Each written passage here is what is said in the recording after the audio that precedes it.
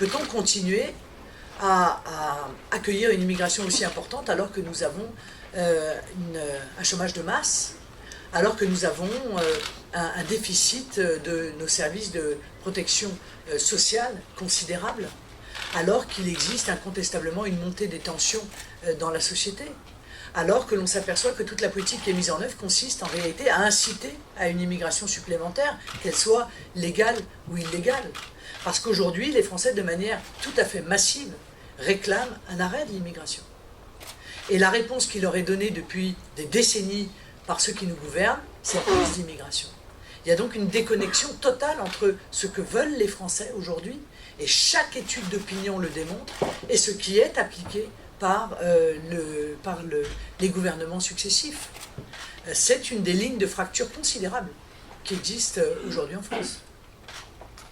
Donc moi, j'aurais aimé, moi si j'étais à la place du président de la République, j'aurais détaillé l'intégralité des mesures que je veux mettre en œuvre pour lutter contre l'immigration. J'aurais rappelé qu'il faut d'abord maîtriser nos frontières, car la réponse très violente que Mme Merkel a faite à la volonté de M. Cameron exprimée de vouloir réguler l'immigration a démontré que les nations européennes n'ont plus la maîtrise de l'immigration. C'est ce que nous disons depuis des années. On nous répond « Mais non, c'est pas vrai, les nations maîtrisent l'immigration. » Non, c'est faux. Et on l'a vu très clairement. Les nations ne maîtrisent pas leur immigration. Donc je dirais aux Français qu'il faut retrouver la maîtrise de nos frontières pour à nouveau décider de notre politique d'immigration. Quoi qu'en pense Mme Merkel, qui ira décider de sa politique d'immigration en Allemagne, mais qui ne l'imposera pas aux autres. Je serais venu dire qu'il faut supprimer le droit du sol, qu'il faut supprimer l'intégralité des pompes aspirantes de l'immigration, c'est-à-dire l'aide médicale d'État et tout l'accès aux systèmes de protection sociaux qui ne sont pas la conséquence d'une cotisation liée au travail, qu'il faut supprimer le regroupement familial, qu'il faut renvoyer chez eux ceux qui, accueillis sur le territoire national, même en situation légale, ont violé la loi ou ont commis des délits, qu'il faut cesser d'accorder des aides sociales à ceux qui ne respectent pas la loi, c'est-à-dire qui, eux aussi, commettent des délits en récidive, comme je l'ai d'ailleurs, ou des crimes, comme je l'ai d'ailleurs proposé lors de l'élection présidentielle. Qu'il faut faire baisser l'immigration légale de 200 000 à 10 000 par an. Qu'il faut demander à ceux qui sont en situation légale sur notre territoire, mais qui n'ont plus d'emploi depuis un certain nombre de mois, de rentrer chez eux. Car nous ne pouvons pas continuer à les prendre en charge, car nous n'en avons plus les moyens.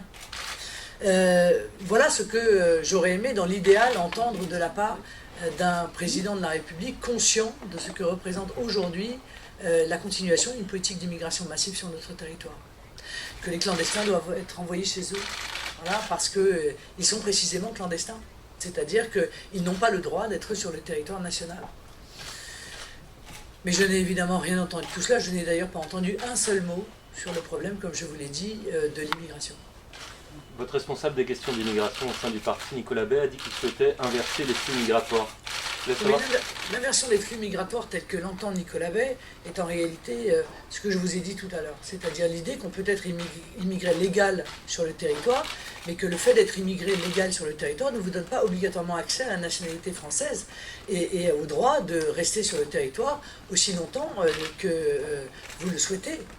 Et je pense, et ça me paraît tout à fait légitime, et c'est ce qui est en train encore une fois d'être mis en œuvre en Grande-Bretagne, nous le plaidons depuis de très nombreuses années, qu'à partir du moment où quelqu'un vient travailler sur le territoire national, lorsqu'il n'a plus d'emploi, eh bien il faut se fixer un délai au-delà duquel l'indemnité chômage ne sera plus versée, ou sera pendant un certain temps versée, peut-être pour correspondre aux cotisations dans le pays d'origine, mais que quand il n'y a plus d'emploi, il faut rentrer chez soi.